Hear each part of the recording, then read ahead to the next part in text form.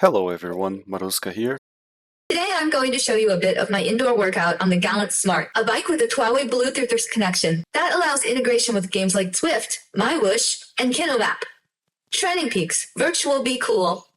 And these are just some of the options I've tested. For me, the best one was MyWhoosh because it's free.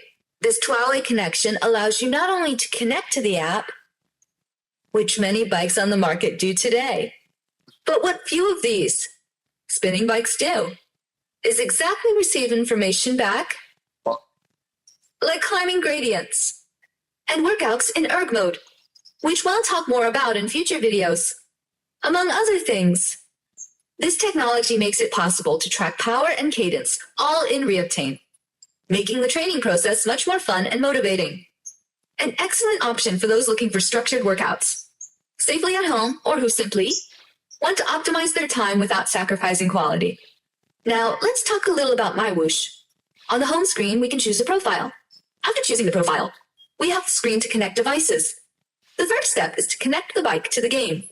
This will enable two new options: the cadence sensor, which appears right below with the circular pedal symbol, and the controller, located on the right, which allows 12-way communication between the game and the bike.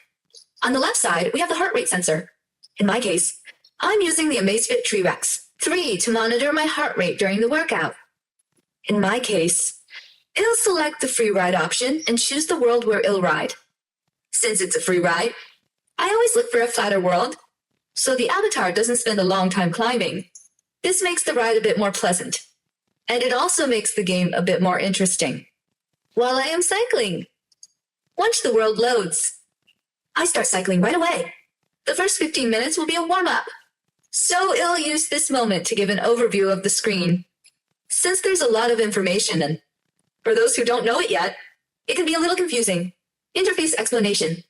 On the white top bar, where we have highlighted, we have three main pieces of info: my heart rate, the power and the cadence I am pedaling at, that is, pedal rotations per minute. Just below in the translucent bar, the current speed appears, the average power output, and the total distance I've cycled. On the right side of the screen, we have the world map. There, the gradient of the road I'm cycling on appears, represented by the orange line and the incline percentage. Just below, we see the panel with the people who are cycling with us at this moment. Since this is a world in a loop on the bottom bar, the number of completed laps appears. How many kilometers are left to finish the current lap? The average speed, calories burned, and accumulated elevation. Just below the world map, we have the power zones bar. These zones go from Z1, which corresponds to Zone 1, up to Z6. They are calculated based on information from my profile configured within the game, such as FTP and heart rate. This bar is very useful because it shows in real time which effort zone I am cycling in, helping to keep the training within the planned intensity. All right, guys, so after the presentation of the bike and the app, from now on, we'll talk a bit about the training and how we can execute it. Inside MyWhoosh, there are several ways to use the app for training. In today's video, I'm using free ride mode, which is where you can ride freely. In this mode, there is no predefined training structure. Just like in real life, you can simply ride however you want, maintain a high or low cadence, simulate sprints, or just ride easy. But since we're doing a planned workout today, we don't want the gradient to influence the training. The workout will be done as follows. Well, start with a 15-minute warm-up. Then, we'll do 8 intervals of 1 minute at 300 watts, followed by 4 minutes of active recovery at 160 watts. Finally, we will finish with 10 minutes of active recovery at 150 watts. This will help with recovery, flush lactic acid from the muscles, and prepare the body for the next day. Before starting the main workout, it's very important to talk about the warm-up. The warm-up prepares the body for the effort that follows. It will gradually increase your heart rate, improve blood circulation, and help activate the muscles. This reduces the risk of injury and makes the high-intensity intervals more efficient, because the body is already prepared to respond to this effort. For those who are not yet used to interval training, the warm-up is essential. It works as a smooth transition between rest and intense training, preventing the body from being put under sudden stress. Now, let's start the main workout. In lighter workouts, it's common to use something to distract ourselves, like watching videos or listening to music. But notice that I'm putting away the tablet I was using for YouTube. This is because, as we enter the main block, I need to focus to hit the intervals correctly. Of the power intervals, that last just 1 minute, notice that the power will rise to 300 watts. Remember that wattage is simply the force applied to the pedals, multiplied by the cadence, which is the speed at which we spin the pedals to reach the target power. I increase the load on the bike using the control panel, adjusting the resistance until I reach 300 watts. You can also try to spin at a higher cadence without increasing the resistance on the pedals as much.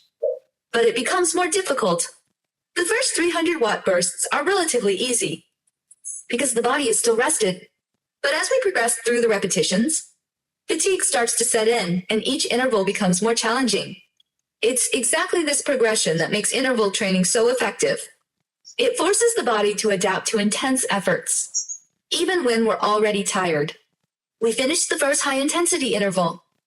Now we lower the resistance on the bike again, so the power drops to about 160 watts, which was the initial plan.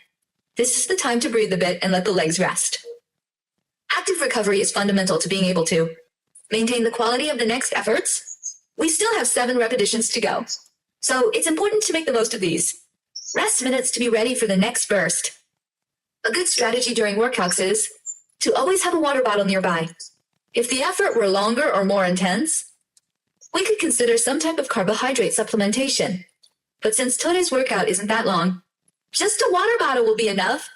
I usually take a few sips every 10 minutes to stay hydrated and not compromise the quality of the workout. Hydration is simple, but it makes all the difference in maintaining performance and avoiding unnecessary fatigue. Now, let's fast forward through the last 7 intervals so the video doesn't get repetitive. Each repetition follows the same logic. 1 minute of intense effort at 300 watts, followed by 4 minutes of active recovery at 160 watts. As the workout progresses, fatigue increases and builds up, and with each interval, it requires more focus and discipline. This alternation between effort and recovery is what makes interval training so efficient, because the body needs to adapt to the strong stimulus, even when it's tired. By completing all 8 repetitions, we reach the end of the main block and can move on to the cool down. While I finish the ride, I want to talk a bit more about the Gallant Smart. As we've mentioned, it's a two-way bike, meaning it sends and receives information from cycling games. This already sets it apart from most bikes on the market. Another major factor in its favor is the 18 kilograms magnetic flywheel. Even though I weigh 110 kilograms, I have to apply significant force to keep it spinning. But the best part is being able to ride it anytime, in total silence.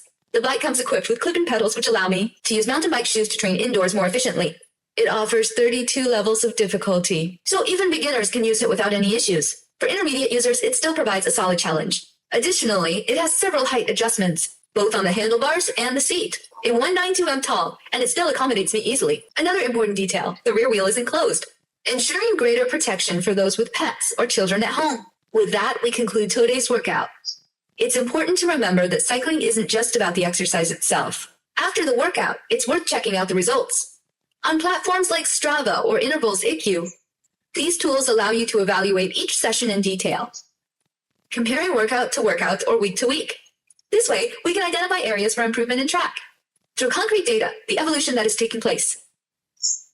This analysis process is what transforms training into learning, showing that every ride contributes to long-term progress. I hope you enjoyed following this session and that it inspires you to structure your workouts and track your results.